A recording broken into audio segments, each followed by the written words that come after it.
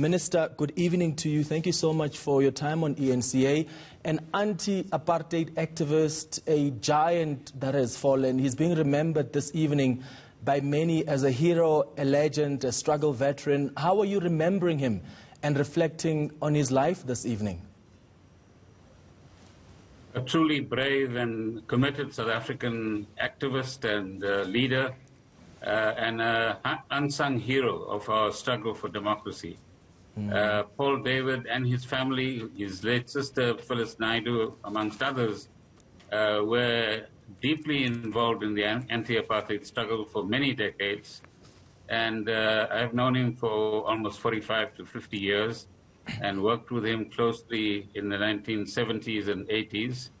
And it's a sad moment when we have to say goodbye to somebody who has always been very principled, non-racial and non-sexist in his approach, and truly committed to a democratic South Africa free of corruption and free of poverty and inequality. He was the last of the Consulate 6 and for some people, especially the young ones that may not understand and remember what happened and why the 6 sought protection from the British Consulate, living under terrible conditions. What is it that they need to understand about the significance of that moment? The early 1980s was a period during which there was heightened resistance to the apartheid regime and to various laws and schemes that the apartheid government had come up with. That led to the formation of the United Democratic Front, in which Paul David was a leader. In 1983, in a few days' time, we'll be celebrating an anniversary on the 20th of August of the UDF. And in 1984, there was opposition to one of the structures that the apartheid regime created, the South African Indian Council. And a number of people from all sorts of backgrounds were confronted with treason charges and were put on trial.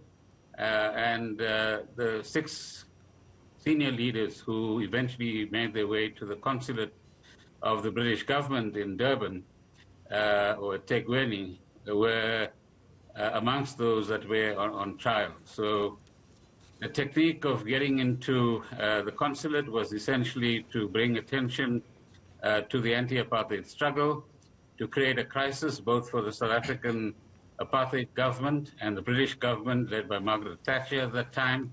And yes, they lived under very uncomfortable conditions, but had massive support throughout the country for the stand that they actually took at the time. And you knew him from the United Democratic Movement, having been yourself one of the people that were involved in the launch of that movement. What role did he play beyond politics? Because one of the things I realized as I was reading on his contribution to the anti-apartheid struggle is his community activism. He used his legal skills to help people. He was part of the Durban Housing Action Committee at some point. He often found himself being detained because of that community activism.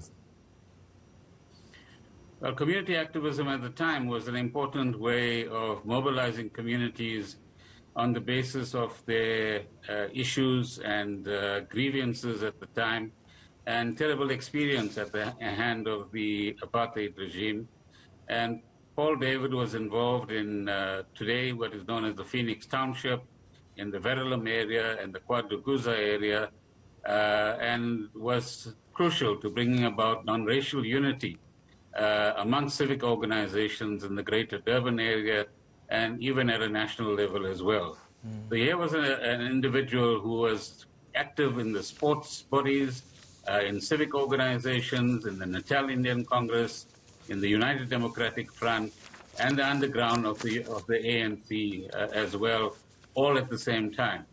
And as you correctly point out, paid the price of being detained, harassed, and even put on treason charges at the time for his activities and the proud tradition that his family had in their involvement in the anti-apartheid struggle. And you mentioned earlier about how he spoke out against corruption. I mean, people are remembering him for his upright image. He always stood out and spoke out against corruption often. And we've lost even other struggle icons this year, like Andrew Mlangeni, who also decried the levels of corruption. What lessons can government, and even political leaders, take from his life, to reflect on their leadership and stop the corruption that's eating off the fabric of the society? I mean, we're talking now about political leaders who are using this pandemic we're facing to loot.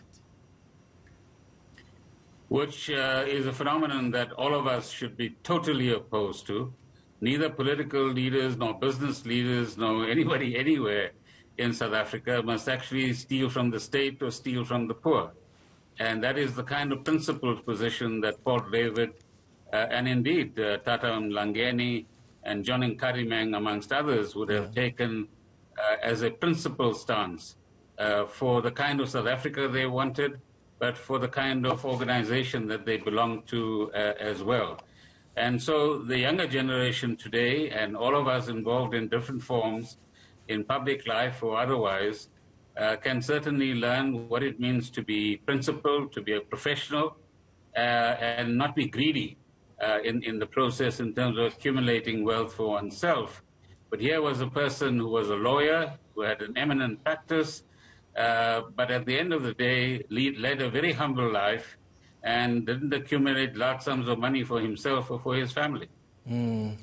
I really appreciate you coming through and reflecting on this, Minister. But also, I wouldn't be doing my job if I didn't ask you to wear your hat as Public Enterprises Minister and maybe ask you for a message to South Africans. I see load shedding is back, where there are experts that are warning us that we're in it for the long haul. The Council for Scientific and Industrial Research also warning that if something is not done urgently, the power cuts will become a norm. What do you say as the Public Enterprises Minister to South Africans that are once again experiencing power cuts?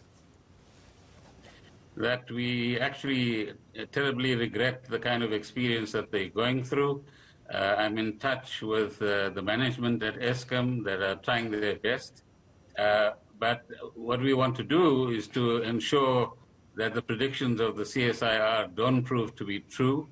A lot of good maintenance work was done in the past months during the COVID lockdown, but unfortunately parts and the expertise that we needed in the country to do more fundamental maintenance couldn't actually happen.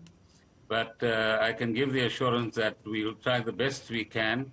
I'm not an Eskom operator or a power station operator, but certainly with the Eskom team, to minimize the load shedding on the one hand, but also if we want our economy to grow, I think all of us realize that energy security is absolutely crucial, and we will meet with the CSIR and understand what their study is saying.